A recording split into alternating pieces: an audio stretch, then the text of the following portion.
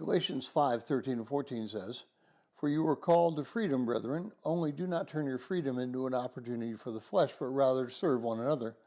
For the whole law is fulfilled in one word, in the statement, you shall love your neighbor as yourself."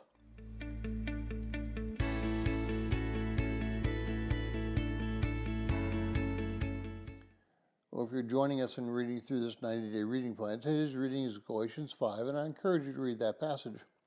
I find it very interesting that many Protestant believers believe that they can do anything they want and still be walking successfully in Christ. When I was growing up, we had a saying, "I don't smoke and I don't chew and I don't go with girls who do." Today there are believers who do all sorts of things like that we didn't do a generation ago, and we would not have considered it being consistent with a walk with Christ if we had done it. I think the problem arises when we have a misunderstanding of the word freedom. Freedom without boundaries is anarchy. Just because there are boundaries does not mean you are not free.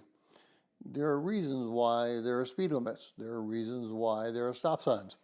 There are reasons why that you do not, or you change your oil in your car at a reasonable interval.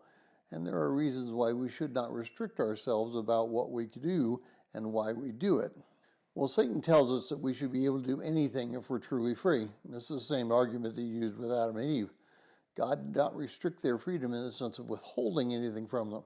He told them not to eat of the tree of the knowledge of good and evil because the result would occur.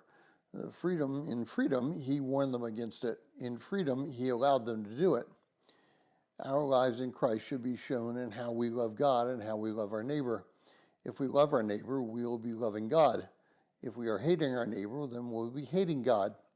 Therefore, anything we do in life should reflect positively on our neighbor and therefore reflect positively on God. Now, I recently was at a restaurant in which you generally do not tip. Eventually, I got up to leave, and I almost made it to the door before God told me that I needed to go tip the person who was cleaning the table.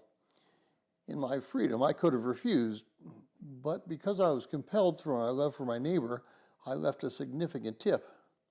Our life in Christ is focused on God and therefore focused on how we treat our neighbors.